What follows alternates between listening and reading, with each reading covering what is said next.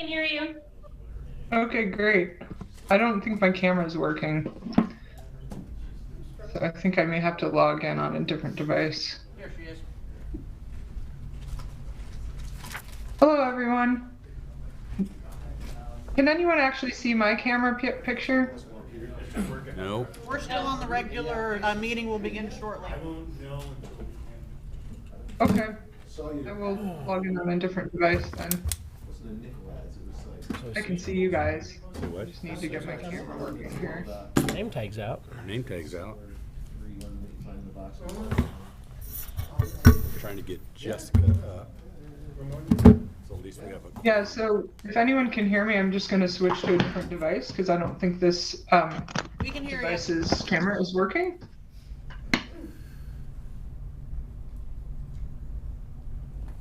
There I am. I'm not. Funny. Recording in If I were to do that, then we wouldn't have a quorum. I don't think we're on any decisions All right. this evening, so. Can everyone hear and see me now? 1,000 affected properties. Commissioner Kiris, this is Tarek Rawlings with Deschutes County Planning. I'm just looking at the meeting, and it might be that it's not started yet, is why we can't see you, but we can definitely hear you, though. Great. And there we go, looks like. Okay. Hello. Susan's. I can see you guys as well. So I will go ahead at 5:32 on February 9th, 2023, call the meeting to order. As you can see, I am here on Zoom due to not feeling well today. I thought I'd take an abundance of caution and attend via Zoom. So if we have any technical difficulties, Commissioner Crawford will facilitate until I can get back on board, but I don't anticipate that being a problem. So with that, let's go ahead and move on to our second item, approval of minutes from January 26, 2023. Is there a motion regarding the minutes? So moved. Second. Is that Commissioner Williams? No, that was Maggie, Kirby. Oh. I moved to approve the minutes as presented. Thank you. Is there a second? I'll second it. Okay, so it's been moved and seconded that we approve the minutes from January 26, 2023. Is there any discussion on this motion before we take a vote? Okay. Commissioner Cyrus, how do you vote? Aye. Commissioner Crawford? Aye. Commissioner Williams? Aye. And then we'll go to Commissioner Altman. Aye. Commissioner Kirby? Aye. And let's see, do we have Commissioner Hovkamp present? Okay. All right, and I will go ahead and also vote to approve the minutes. So that would be a 6 in favor unanimous vote for approving the minutes from January 26, 2023. Also, before I forget, per request from the staff, I'll go ahead and state the names of the commissioners present. So for the meeting today, we have Commissioner Williams, Commissioner Crawford, Commissioner Cyrus, Commissioner Kirby, Commissioner Altman, and myself, Commissioner Kiris. We are expecting Commissioner Hovkamp, but he's currently not visible on Zoom. So when he arrives, I will probably, at the next possible moment, interrupt the meeting and announce his arrival. Okay, let's go on to our next item. This is item number 3, public comment. So for our main item today, the topic of destination resorts, we are asking people to give public comment during the public hearing, which will be happening in 2 weeks from today. And so if that is a topic of interest to anyone attending either in person or via Zoom, then please do submit your comment either in writing or in attendance at the public hearing in 2 weeks. Are there any public comments about items that are not on the agenda tonight? And if you're on Zoom, please raise your Zoom hand if you are interested in making a comment about an item not on the agenda. And I've just received word that Commissioner Hovkamp is here, but I'm not seeing him on my list of panelists yet. Can you hear me? Okay.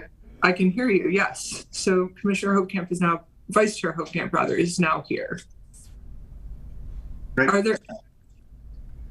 there any members of the public in person attending wanting to make a comment about any items not on the agenda? None that we can see in the room, Chair Kiris. Okay, thank you, Tarek. All right, then in that case, we'll just move on ahead to action item number 4. This is our preparation for a public hearing about destination resorts amendment. Before I turn it over. Oh, sir, I think you were about to maybe start to say the same things I'm about to suggest, but I think that Commissioner Hovkamp maybe has a preliminary statement he was interested in making. I don't know if that's an appropriate time right now, Chair, but my understanding is that, yeah, go for it. I'll just go ahead and maybe orient the rest of the Planning Commission. So we're going to have this discussion next in 2 weeks, where I'm going to be asking people to recuse themselves if they feel that they have an unusual connection to this text amendment.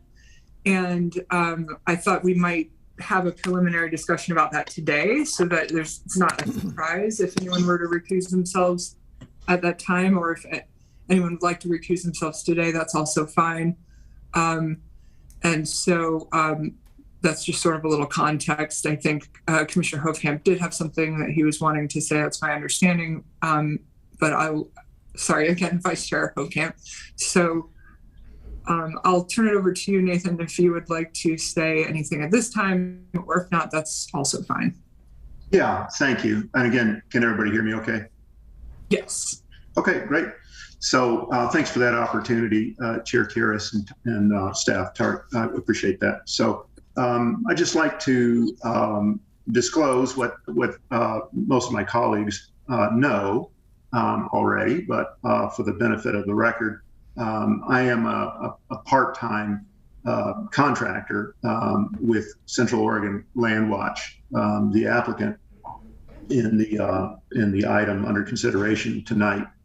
Though I'm not one of their attorneys, and didn't have any involvement with this application for a PAPA, and though I stand to realize neither pecuniary benefit nor detriment from any eventual decision on this matter, I do want to exercise an abundance of caution and recuse myself from tonight's consideration of this item, even though it's in preparation for a hearing down the road, and potentially recuse myself from that hearing as well, in order to help ensure that our consideration of this item is not compromised in any way. And I note that there are enough planning commissioners present for a quorum, either in person there or virtually. So I do plan to just sort of not only recuse myself, but as I would if I were there in person, remove myself from the dais. I'll just remove myself entirely from the meeting. And I want to say thank you to my planning commission colleagues there and to planning staff for your understanding. Okay. Thank you, Vice Chair Hovkamp. Yeah, thank you. I was also going to ask, I can't see into the audience, but I believe that I had understood that our county counsel, Stephanie Marshall, might be in attendance tonight. Is that the case? She's on her way up right now. Yeah, I was hoping you could provide a little context for the Planning Commission just in general about, what some of the legal impacts could be for different types of situations that would possibly be seen as a conflict of interest. Okay, yes, and thank you. Stephanie Marshall, Assistant Legal Counsel here at Deschutes County. Thanks for having me here tonight, and it's good to meet some of you for the first time, see some of you again, and hello to those on the screen. So the concern with conflict of interest or bias is there's actual conflict of interest, like, you know, a commissioner could stand to, you know, get something as a result of decisions or recommendations that the commission makes. And then there's perceived conflict of interest or perceived bias. And, you know, I've been practicing land use law in Washington State and then here in Oregon since 2006. I started back in the mid-90s in Washington State.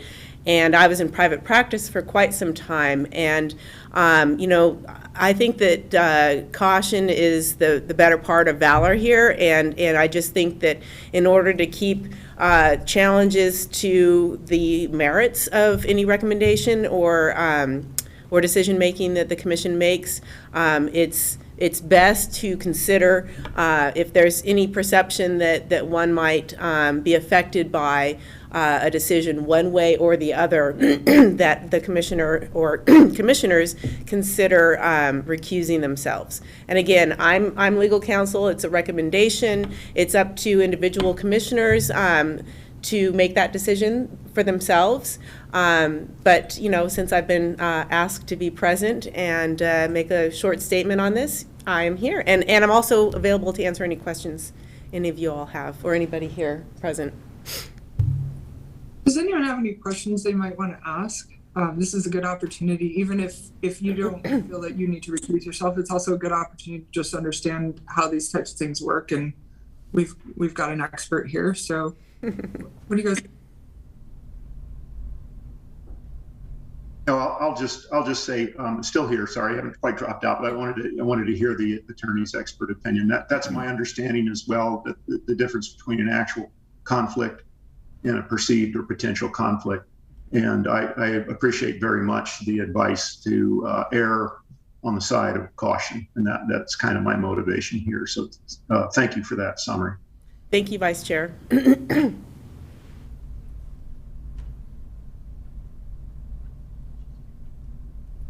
And Chair Kiris, I believe you're muted. I'm sorry. Sorry. So now I'm looking into the audience instead of on the dais, so I'm not sure if any other commissioners have questions, but maybe I'll turn it over to you to facilitate questions and then launch us into the next item, because I think that will be a little less clumsy. Certainly, yeah. Appreciate the opportunity. So yeah, I think I could go into a staff report now. If there's any preliminary questions, I'd be happy to. Goodbye, Commissioner Hofkamp. Thank you for attending. Appreciate your time. Yeah, if there's any preliminary questions, either about what the recusal process or what was just discussed, or any preliminary questions about just the forthcoming public hearing or this work session, I'd be happy to answer those now, or I can kind of launch into a brief staff report, however the commission prefers at this time. But if you want just to, maybe we could just get started with it's probably not a very long presentation either way, so maybe we'll start with that if that sounds like a decent approach.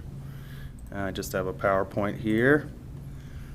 Everyone see that, looks like?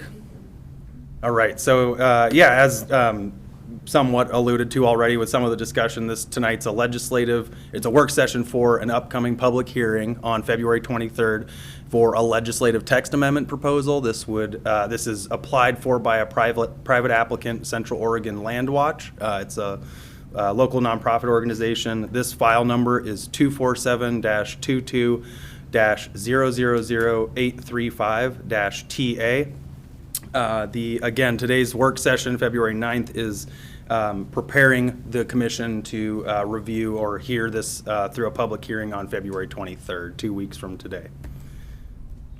Excuse me, I gotta go to the next one. So the proposal would be adding language. Nothing would be removed. Adding language to two sort of larger sections of the county's existing code. One would be to Chapter 18.113, which is the county's Title 18 Destination Resort Combining Zone Code language. There would also be a corresponding, essentially a mirror version of that in the county's Title 19, Section 19.106, which also pertains to the siting of destination resorts. Similar language added to both. Basically, this language derives from an existing state law, ORS 197.455, subsection 1, subsection A, which generally limits the type of destination resorts that may be allowed within 24 air miles of an urban growth boundary that has at least 100,000 population.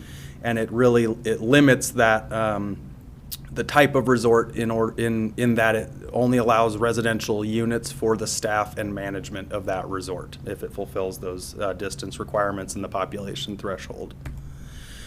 So this background kind of went over this, but this is the actual language of the law here from ORS 197-455. Section 1 essentially says that this is where they may be cited, or it gives structure to what the citing criteria would be. And then subsection A is what we just went over, where it's saying that where residential uses are limited to those necessary for the staff and management of the resort if that proposed resort is within 24 air miles of a UGB with at least 100,000 folks. So that's the actual sections and the type of the language that would be added to those two sections, or the subsequent sections in those titles. The background really, again, this is applicant initiated. Central Oregon Land Watch is the applicant here. They'll be speaking to their reasons for why they'd like it approved and why they've applied in a couple weeks from now.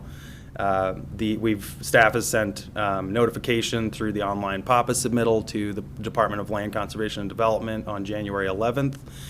We've sent notice to agency partners on January 18th. We've received two very anodyne sort of thank you for the notice comments from a couple of those agency partners. We also, following what's commonly referred to as a Measure 56 notice, sent individual notice of this proposal and the upcoming public hearing to all property owners that are affected by that destination resort zoning. It was quite a few people, so this was, we've gotten a lot of people responding to that notice. It was a pretty wide swath in terms of individual notice and outreach. And then there was a notice of public hearing published in the Bend Bulletin just a couple days ago. So that is really the background and the noticing process up to this point. And again, just for a little more detail, the proposed amendments within Chapter 18.113 pertain specifically to subsections 030 and 060. We'll get more into the technical content of those sections when we do the public hearing. And then similarly, in Chapter 19.106, there's additions proposed for subsection 030 and 060. So similar structure, code structure, and definitely similar places where they're proposing to add this new code language. So again, the public hearing would be on February 23rd. That's a Thursday, 2 weeks from now. And I'm available for any questions you might have just about the upcoming hearing or recusal or any of the processes we may have discussed tonight or otherwise. So I'm going to stop sharing my screen, and thank you for allowing me to present the brief report there. So are there any questions from anyone either on Zoom or is that Commissioner Williams, is your hand raised? It is. So Tarek, you said there were quite a few property owners that will be affected within the 24-mile, I'll call it a radius, though it's not. Do you know what that number is? Like, is it hundreds or Yeah, so dozens? Yeah, just to clarify, this was sent to everyone in the county, not just within that 24 air mile, although almost every destination resort zoned property is within 24 miles of Bend. There's about 25 in southwest Lapine that just kind of spill outside of that 24 mile radius. But to your point, this was sent to just shy of 5,000 people. Anyone that had that zoning on their property is required, because this would be a proposed change to that zone, to receive this notice. It's a state law requirement that we send that notice. And then about 25 outside of Lapine? Right. Even though they're not affected by it. Exactly. And those ones are small. They're between a quarter acre and maybe 2 acres in size. So that's predominantly the vast majority of who received notice were properties like that, usually between 1 and 5 acres, not contiguous to other destination resort zone properties. That mosaic pattern is largely just kind of historic mapping we could get into later, but exactly about just under 5,000 folks. We've probably gotten phone calls kind of wanting just general clarification from maybe 50 folks or so by now. Not tons of concerns, just because they're calling usually about their residential use of their private lots. And then really so then I've gotten one written public comment yesterday from an attorney who represents several destination resorts, and that we can get into that later, but that's really the only like substantive written comment that I've received, so. Would that be something that we will get a notice or a copy of for the next hearing? The public comment, absolutely, yeah, that'll be on the website, so the project website that you're directed to through both the memo and the staff report and the findings, that will contain that public comment, but I'll bring a copy too, and any others that we receive at that time. If you haven't already seen it, I'll have one here for you, so. Question? Yes, sir. When did that mailing go out? That was January 23rd. Because I don't recall receiving it. Sure. So are you in Eagle Crest or in a destination resort No. zoned property? That was the only criteria. If Okay. you're within that affected zone, you received a notice. So the Measure 56 notice is to any parcel that might be eligible for a Measure 49 claim. It was just, the Measure 56, the state law itself is basically like if you have a zone that may be affected, whether just in any way, if there's a proposed amendment to it essentially, then that requires that you notice the property owner of that there may be an effect of the value and use. of Right, their could have a potential negative Right. value. It doesn't necessarily feed into a Measure 49 claim, but exactly, it's But I guess my point is theoretically, there's nearly 5,000 potential 49 claims. if following the Measure 49 law, if they found that there was a loss of that value, that would follow a lot of that same substantive language of Measure 49, correct? I think if we got into a bit more of that, I'd look to Stephanie for a little more Measure 49 Well, yeah, context. I'm familiar with both 56 and 49, but Certainly. yeah, the basic concept of 56 is that in Right. theory, those are properties that could have a negative impact on their value and therefore could result in a potential 49. Correct. Those are connected in that sense. And I guess as a follow-up, it's my understanding that there was a court case a year or two ago, Court of Appeals or Supreme Court, either one, I don't recall which one, affecting them, that ruled on the mapping of resorts. And maybe somebody having to do with the fact that the Bend hitting the 100,000 didn't affect the properties that were currently mapped, but only prevented new properties from being mapped. And it looks like Peter might have a comment here. If you, go Yeah, for sure. it. Thank you. Thank you, Commissioners, Madam Chair, remotely, Peter Gutowski, Community Development Director. There has been case law that's come out of the Land Use Board of Appeals and the Court of Appeals that came out through the Thornburg Destination Resort proceedings. As I understand those rulings, there were opponents that were arguing that because Bend had reached exceeded the 100,000 population threshold within an urban growth boundary, that somehow that relegated the Thornburg Resort as being ineligible.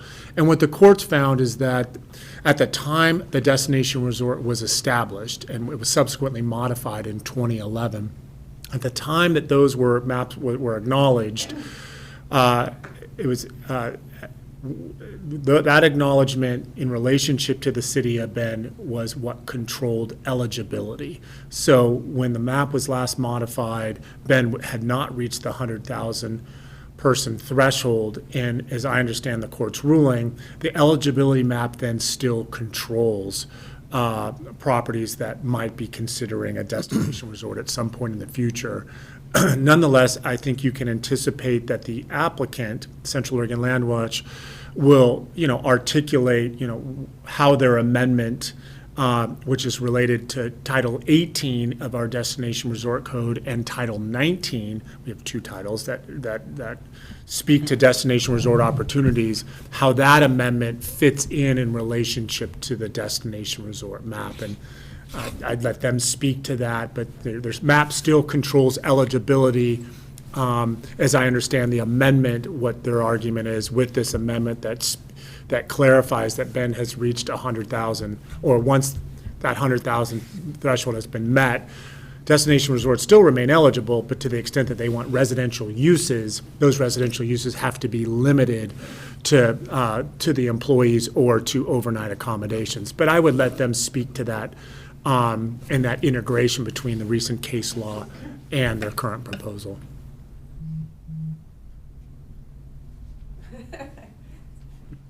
Since I keep getting a look. Yeah, Stephanie Marshall again.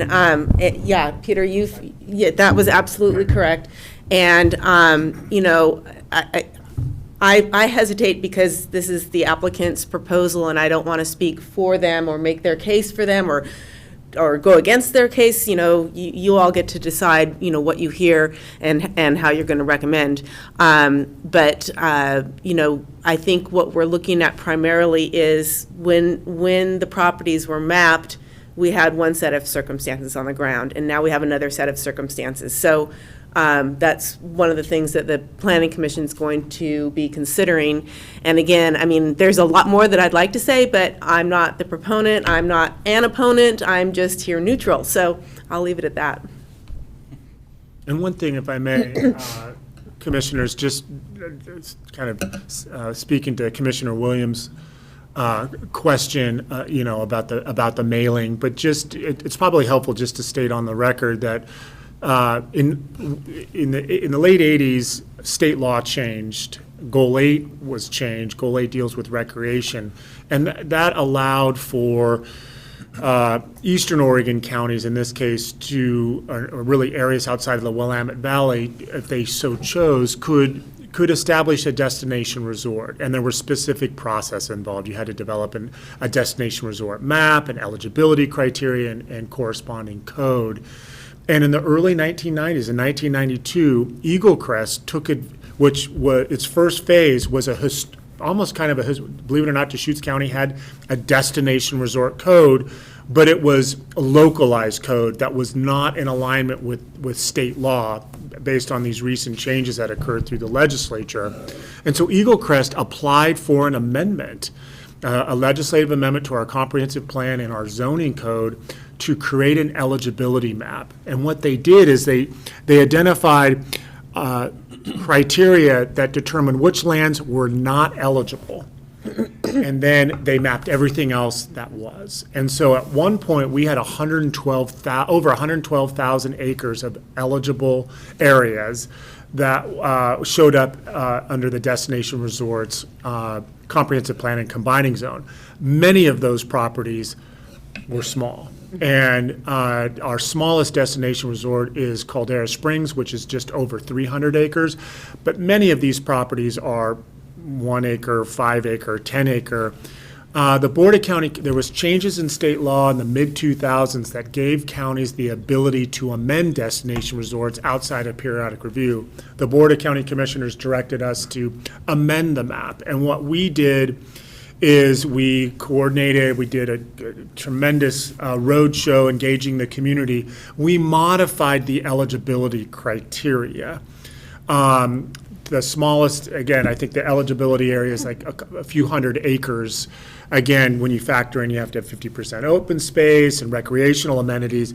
But in recognition of, you know, how important this designation might mean to certain property owners, we also gave property owners the ability to opt out, even if they didn't qualify under these new, I'm sorry, not to opt out, but to remain opted in, even with these new criteria that dealt with minimum acreage size. And we did certified mailing, and many property owners, they just wanted that destination resort designation, even though I think it's very fair to say on record, especially in areas, as I look at Commissioner Williams, where there are just scatter shots of destination resort eligible lots, they're not in a position to consolidate and become a full-scale destination resort. But nonetheless, they wrote back and said, we'd like to keep that designation. So you fast forward to 2023, and Tariq reached out and sent a Measure 56 notice to all of those designated property owners, many of which don't have the right area to ever become a destination resort, but because they were mapped originally, they still want to keep it in the thought that maybe there might be opportunities in the future. Who knows? So we allowed that to happen, and that's why the number jumps out like 5,000. Wow, that's significant. But our map amendment, the last thing I would say is we dropped the eligible acreage from 112,000 acres to just around 22,000 acres. So it was a noticeable reduction that really the intention was to try to depict areas that truly could accommodate a destination resort. There were properties that were added at that time as well. So hopefully that's helpful, just to provide some context of where we've been and what we're doing today based on the applicant's respectful proposal. A homeowner could put a sign, destination resort. It certainly would come up if they were wanted to sell the property, like, I'm in a destination resort combining zone, and someone could draw the conclusion like, oh my gosh, this is a windfall, when in reality, if they did their due diligence, we would tell them, you're too small, and here's the history of how you were mapped originally. Actually, I was on the state work group or task force or whatever it was that was convened by Neil Goldschmidt, Neil Bryant, when they were actually rewriting the state statutes for resorts. And it was, like you said, a big dog and pony show that came and toured multiple resorts in Deschutes County to determine whether or not the state was going to determine whether or not this is something they wanted to pursue and allow for. So I have a question. Of the 5,000 properties that you sent notices to, how many are actually large enough to actually become a destination resort someday? Sure, that's a good question. So just kind of, so it's a 160 acre minimum requirement for any of those resorts. They could be contiguous parcels, but for when I kind of just poured over the whole county, removing the 4 existing and then Thornburg Resort, there were 7 properties that were owned by either an irrigation district or a public lands entity, like Deschutes County or the state. And so I also disqualified them because they're not a private property owner. But so just to give you a thumbnail of what you're asking, there were 18 total properties that were privately owned and had destination resort zoning and had at least 160 acres, either contiguously through multiple properties or on their own. You said 18? 18 properties, yeah, or 18 ownership entities, essentially, that might have owned multiple properties, but where they were contiguous, I kind of treated that as, where it was contiguous and one ownership name, I treated that as one contiguous land chunk, just for the purpose of this analysis. So if that answers your So we're question. really just talking about like 18 parties or families or persons that could like make a new destination resort. Just based on minimum acreage alone, exactly. There's other requirements like initial investment dollars and other things like that, but exactly. Right, so it could end up in practice being like far fewer than that, but like in terms of eligibility. Exactly. Okay. And how many acres? I mean, you dropped from 22,000 acres down to, if you figure the 18 properties, any idea how much acreage that is? Of the 18 total? Yeah. I mean, if they were at least 160 each, that would be my rough estimate, 18 times 160. They definitely they were larger than that acreage in some I was just instances. curious. I didn't know if you had it or not. No, ballpark, I would probably do an 18 by 160, but yeah, I can try to get a closer number for you though for the public hearing. Yeah, and if there's any other questions, happy to answer anything at this time. I'll ask another question that Stephanie may want to weigh on. So I'm just wondering a little bit more. I think we've talked about this in the past, but it's a little tricky to figure out what is exactly a conflict of interest. For instance, with ADUs, a lot of us live in rural county, so none of us recused ourselves in the ADU hearings. I suppose because there's like so many people involved with that where's the line there? Like, how do you know when? Yes. Again, this is Stephanie Marshall for the record. That's a great question. And, I think that to certain extents, I think that anyone in the room can agree on what a direct conflict of interest is, or an actual conflict of interest. And where the line gets blurry on perceived, the comment about the ADUs and the amendments there, each commissioner, if they had some property that they could potentially put an ADU on, they're just 10, 8 of, thousands and thousands of people in the county. But now here, what we're talking about is, the reality of, all these notices, 5,000 notices went out, but in the reality, you've got 18 property owners or properties, so, and the, guess, again, the perception of what that value might be of a decision to recommend or not to recommend the proposed text amendment, it's really, you have to kind of go with your gut, and, and I always used to advise private clients, you can't avoid a lawsuit. You can be prepared to defend a lawsuit, So the similar comment would be made here, what's the reality of would this be challenged, and how strongly do you feel like no? If anybody was to challenge my impartiality, I fully agree, and I fully believe that I acted in an impartial manner. So then it just kind of shifts the bead a little further down, which is, do you want to spend time, defending, that you sat on the decision to recommend or not recommend, or do you think that it's not really an issue to come up? It's not something that I can give a clear-cut answer on. There's not a clear line unless, something's going to be rezoned and your property's right next to it, and you're absolutely going to, if you recommend approval of the rezone, you're going to have all this traffic, and so of course you're going to oppose it. That's very clear cut. This is less so. So, I wish I could give a more solid, bright line answer. I guess maybe my example is more of a bright line answer. When you've got a broad scope proposed amendment, ADUs are very, very broad. The destination resort is more broad, but less so. It's up to individual persons on the commission to decide. I think that somebody might perceive that I can't be unbiased, or no, I think that I'm absolutely. I don't believe that I would be challenged, and if I was, I don't have any concerns about defending that. And so again, like I said, the first time I was up here, I would not directly, say you must or you should, or that, that's not my role. Just here to kind of explain the law and answer the questions. So I don't know if that was helpful at all, but Right. So I have a follow-up question. Yeah. That all makes sense and is helpful.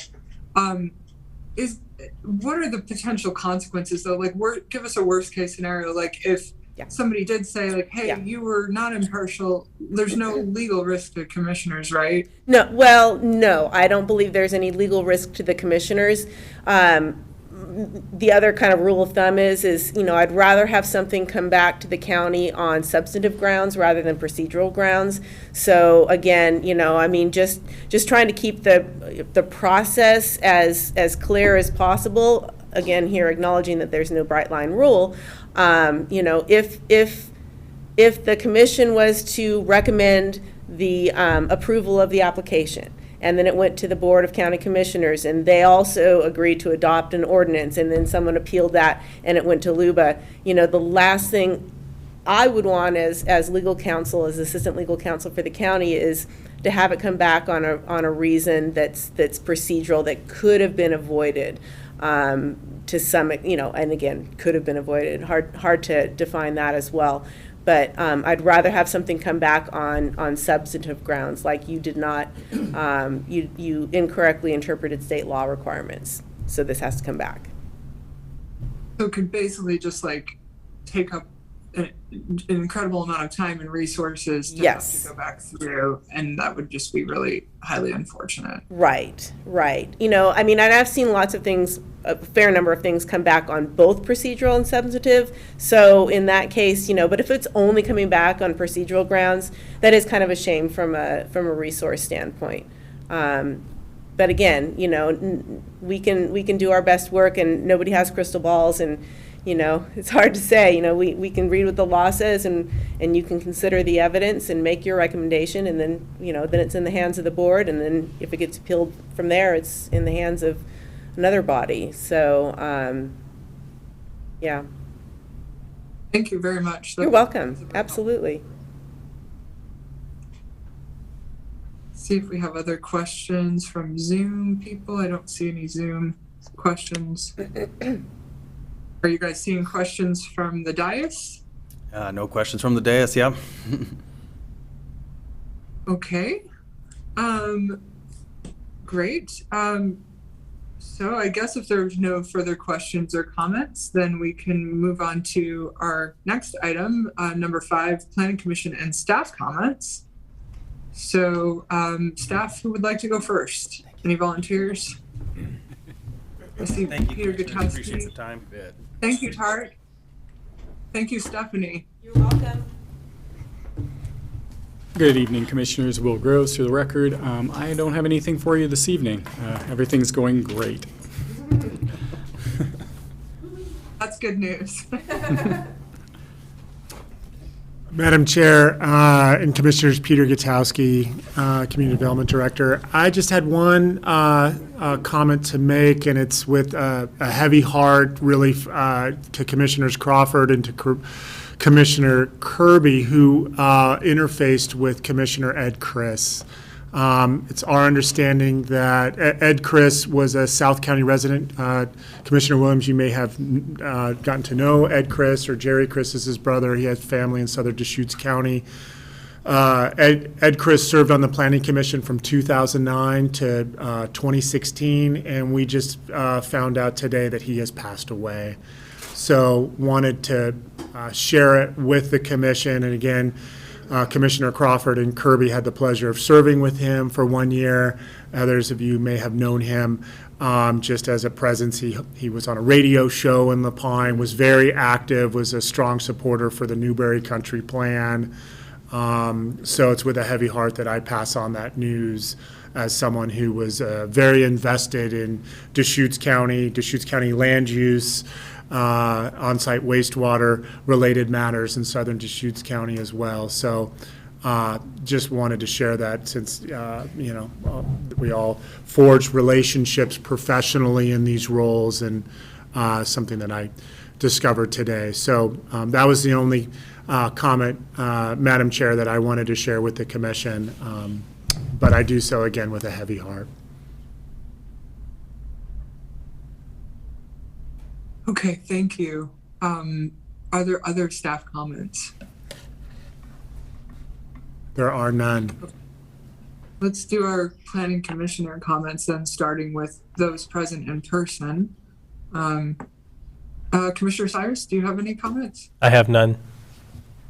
Commissioner Crawford? Yes, ma'am. A question directed to Peter, if you'll accept. Sure.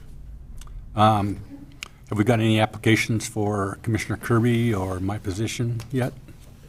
Great question, Commissioner. I don't typically find out until once the recruitment period ends. Okay. So at your first meeting in March, I'll be able to tell you the numbers who applied, how we're coordinating with the Board of County Commissioners. But at this point, I don't have any information.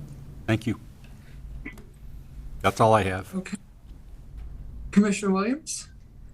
None, thank you. Okay, let's go to our Zoom people.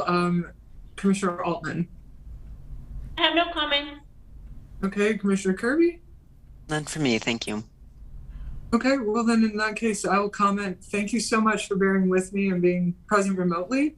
I decided to go ahead and give this a try, given that it was a short agenda, but in case anyone's wondering, if it were a public hearing, then we would have somebody else running the meeting in person. Hopefully that won't come to pass and I can maintain my health between now and any future meetings, but I appreciate the flexibility and working together today. And with that, it is now 6:15 p.m. and a record time for the shortest meeting.